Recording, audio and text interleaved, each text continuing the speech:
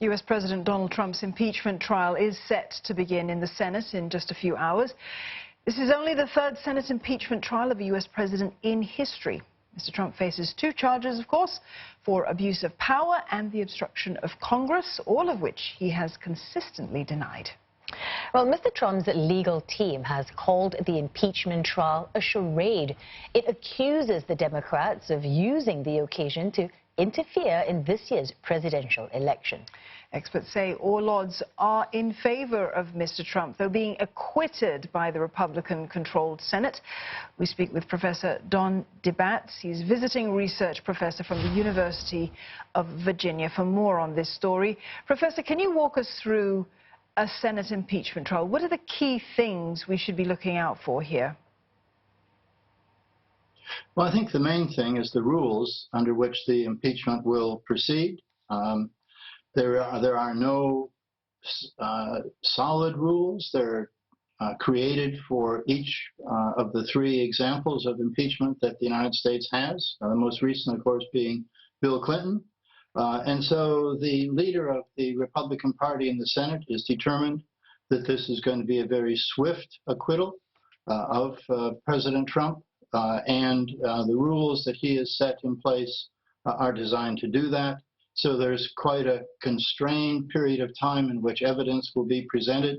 I think 2 days of 12 hours, and that's it. There won't be much opportunity for new witnesses or new evidence to be introduced.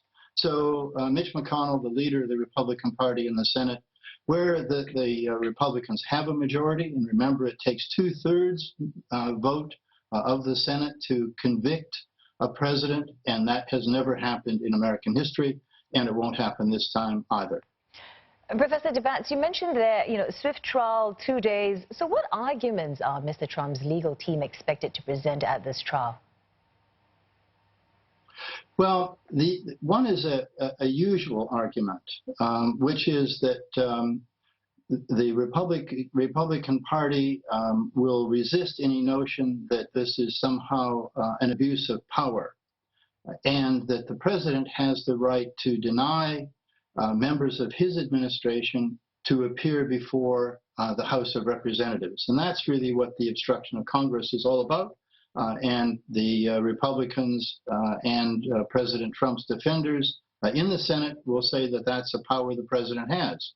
And that there was no abuse of power, and what the Democrats are doing is threatening the capacity of any future president to lead the country, that this is a dramatic reduction in presidential power, and they won't accept it. The most novel argument that the Republicans are advancing is that there is no crime, and that because President Trump has not been accused of any crime, therefore he cannot possibly be impeached for high crimes and misdemeanors.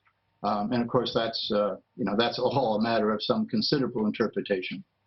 And taking that into consideration, it isn't really within the interests of the Republican-controlled Senate for any witnesses to be called. So what's the possibility here, Professor, that witnesses are going to be able to testify at all? I think the likelihood of any new witnesses being called is really very limited. Some Republicans seem to want that. This decision won't really come until Wednesday or Thursday of this week, so we don't know the answer for that for sure. But everything that Mitch McConnell has said is that no additional new evidence will be presented. No new witnesses will be called. The House had its chance to do this, to put together the indictment. This can't be somehow massaged in the Senate. The Senate is sitting as a jury to hear the evidence that has led to the indictment, which is really what the impeachment is. It's an indictment. And this is not the time to introduce new evidence. And again, there are no rules here. There is no certainty. What impeachment means has never been clear. In the first instance, it was really bribery and treason, and then that was thought to be too narrow, so they broadened, the founders in writing the Constitution, broadened that to be high crimes and misdemeanors. Well, no one knows what that means. and it's up for grabs.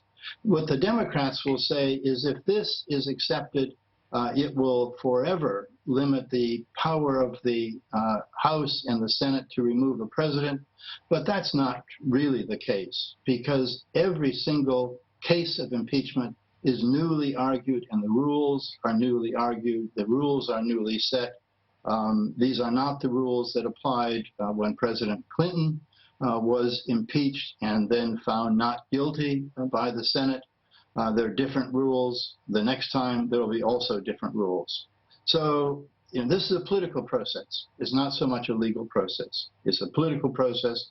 The Republicans have the numbers. They have the determination. Mitch McConnell is going to run a very, very tight ship here. And I think the acquittal will come quite soon, in the next week or so. And that will be that. And then the Democrats will say, well, the election's coming and now's your chance. The Republicans will say, we got over that.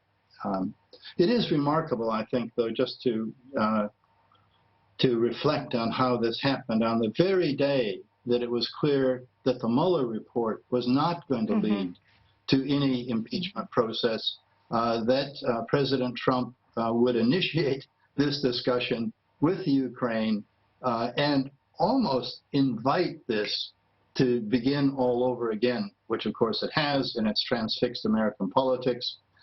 Yes, and it's taken everybody's eyes off the main game. It certainly seems ironic indeed. Professor DeBatz, thank you very much for putting all of that into context for us. We've been speaking there to Professor Don DeBatz, visiting research professor from the University of Virginia.